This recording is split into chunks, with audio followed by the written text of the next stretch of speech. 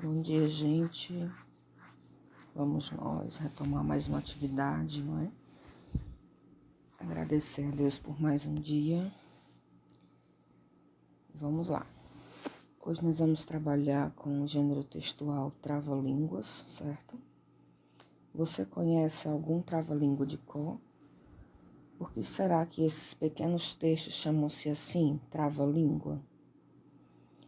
Leia o seu trava-língua juntamente com a turma e com seu professor. Em seguida, forme um trio e treine bastante a sua leitura.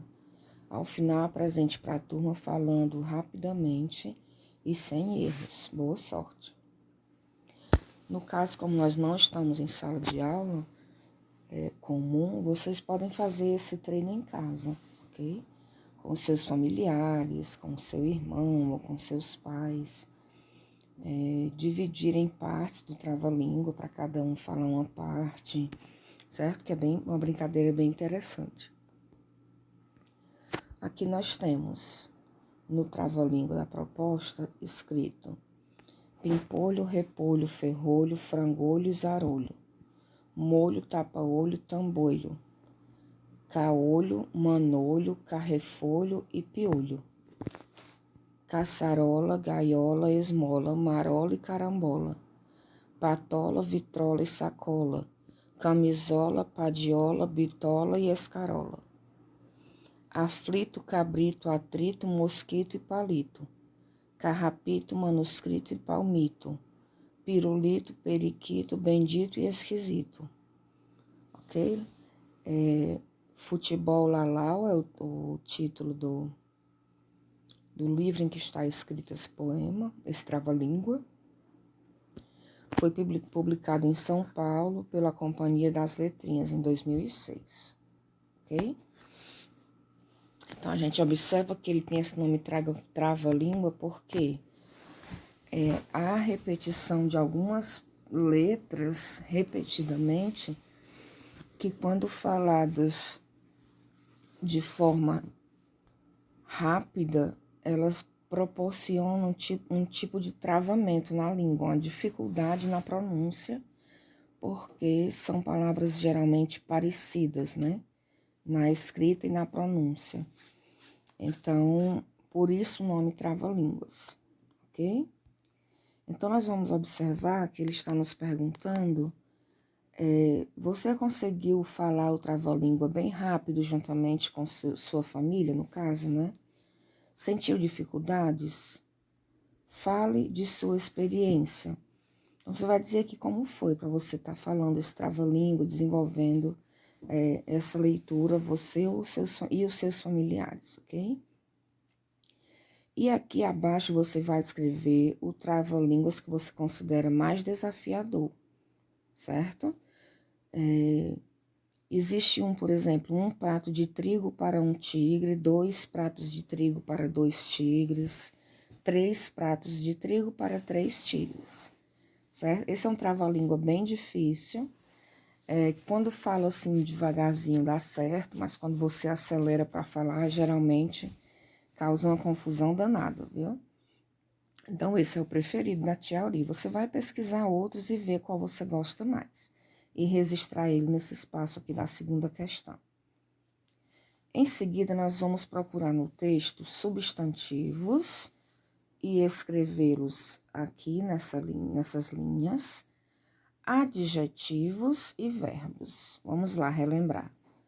Substantivos, nós sabemos que são as coisas que dão nome às pessoas, aos lugares, aos objetos, não é isso? Eles nomeiam as coisas. Os adjetivos dão uma qualidade a essa coisa. Por exemplo, maçã é um adjetivo, é um substantivo, é o nome de uma fruta, ok? Agora, se eu botar maçã vermelha, o vermelho é adjetivo.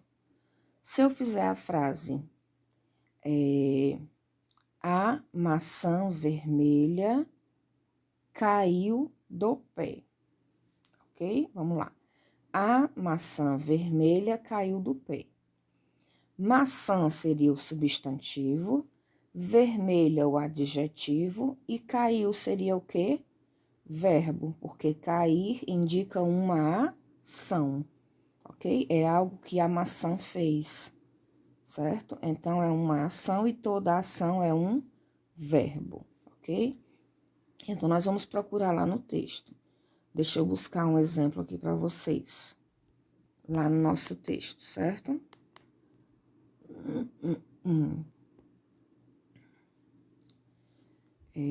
Pimpolho era o nome de quê, será? É o nome de um lugar? Ou é o nome de uma pessoa? Ou é o nome de uma fruta?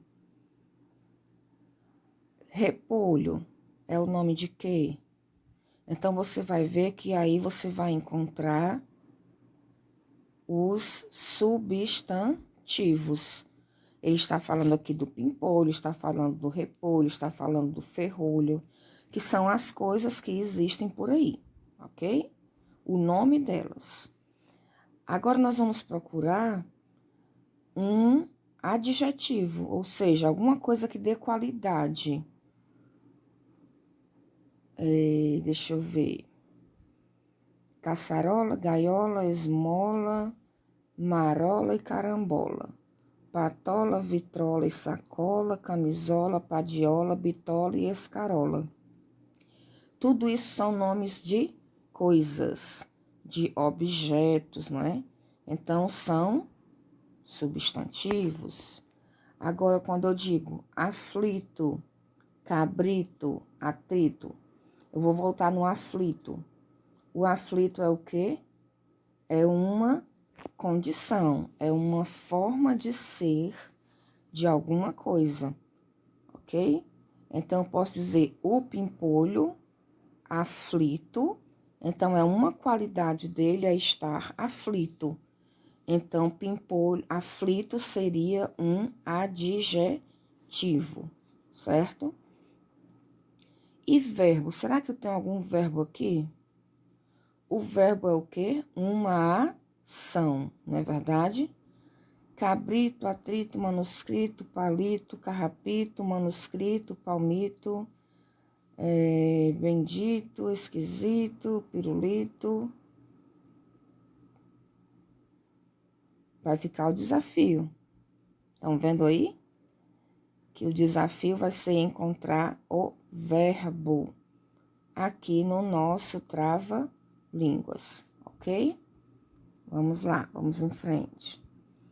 Então, quando você resolver essa questãozinha com substantivo, adjetivos e verbos encontrados no texto, você vai vir para a próxima questão e nós vamos identificar aqui nas frases o que a tia estava explicando, ok? Identifique na frase o artigo, o substantivo, o verbo e o adjetivo, certo? Vamos lá. Por exemplo, vocês lembram que tudo isso que nós já estudamos nas aulas anteriores. O artigo, nós temos o artigo definido e o artigo indefinido. Por exemplo, o, a, e os e as são artigos definidos. Eles me definem alguma coisa. O menino, a sacola, o lápis. Então, o o, nesse caso aqui, é um artigo, ok? O é um artigo. Menino. Menino é um nome dado a uma criança pequena, a uma pessoa pequena, do sexo masculino.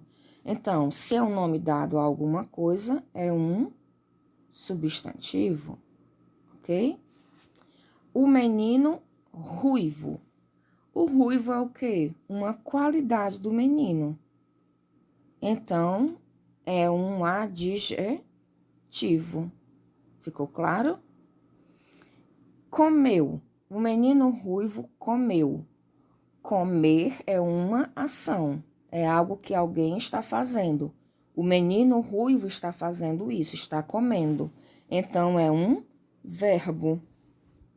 O menino ruivo comeu. Comeu é um verbo.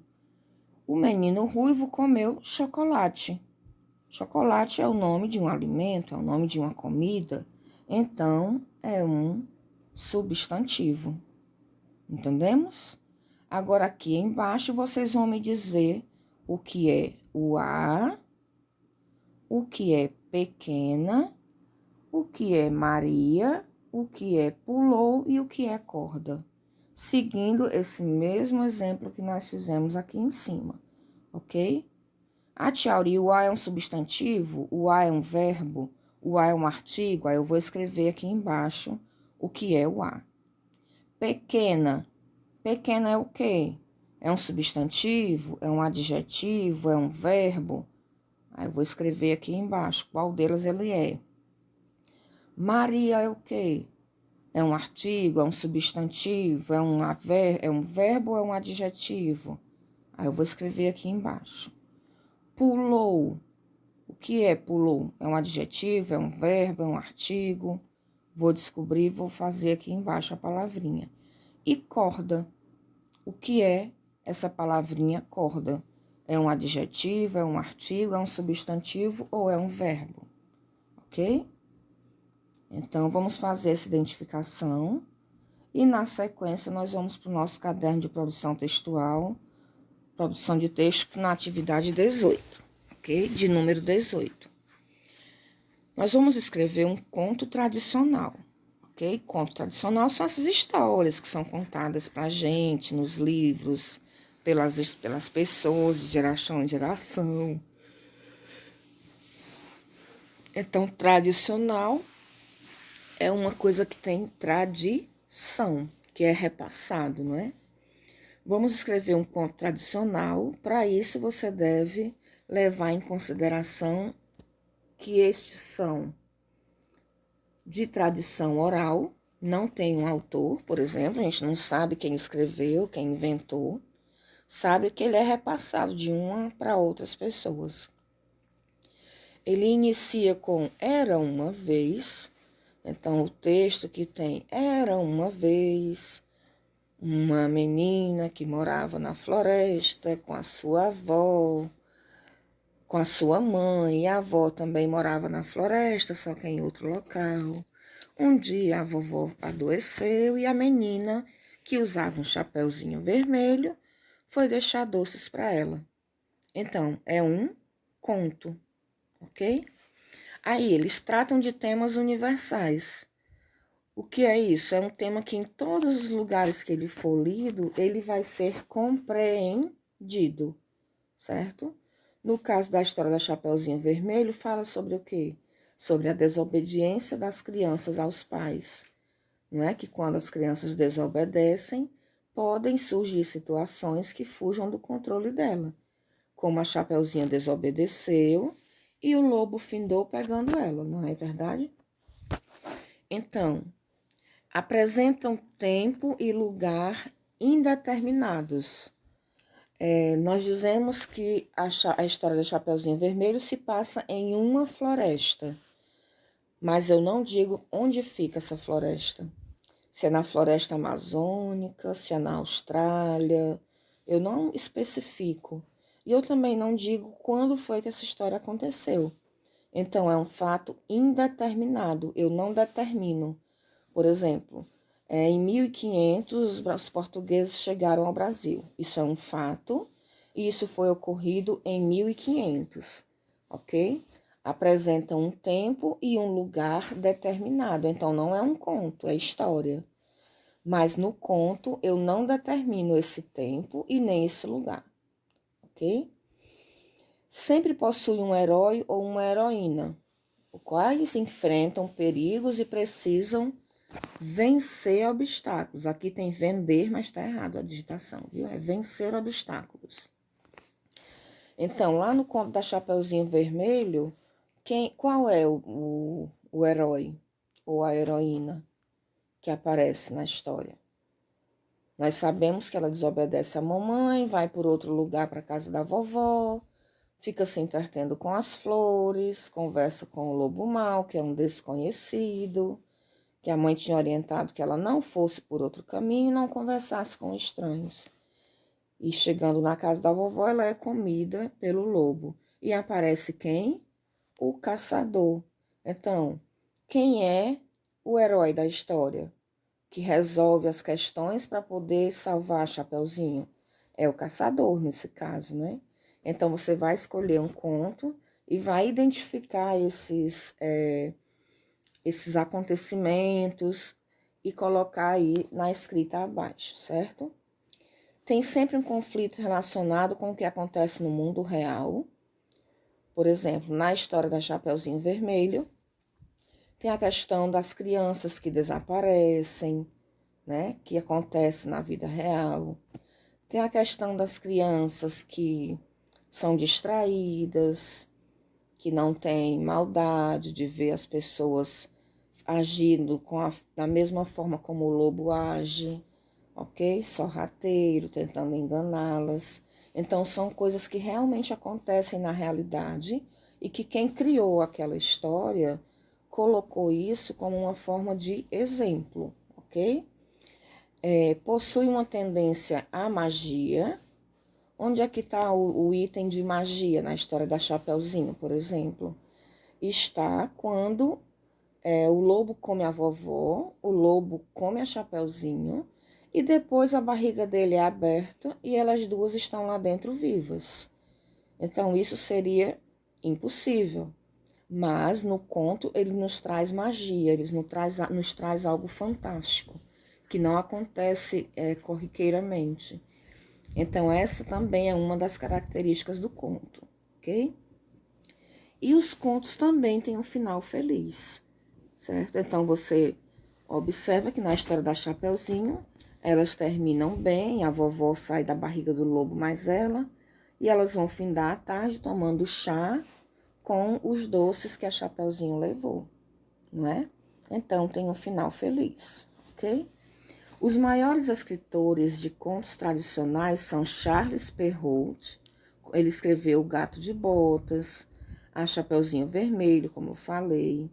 Tem também os irmãos Grimm, que é O Pequeno Polegar, Os Músicos de Bremen, e Hans Christian Andersen, que é autor do Patinho Feio e do Soldadinho de Chumbo, por exemplo. Então, os contos tradicionais são esses que a gente tem acesso e que quase todas as crianças conhecem. Ok, gente? Ficou claro, né? Então, aqui tem o exemplo de alguns contos que foram criados pelos autores citados, né? No caso, esses contos aí têm a autoria identificada, mas existem alguns que não se sabe, né? Quem escreveu, quem criou, como que foi feito, né? E aqui abaixo nós vamos fazer o registro do conto que nós vamos escolher, ok? Narrando sempre os acontecimentos de acordo com essa fichinha que tem aqui acima, indicando para nós de que é composto o conto, ok? Que seria essa relaçãozinha,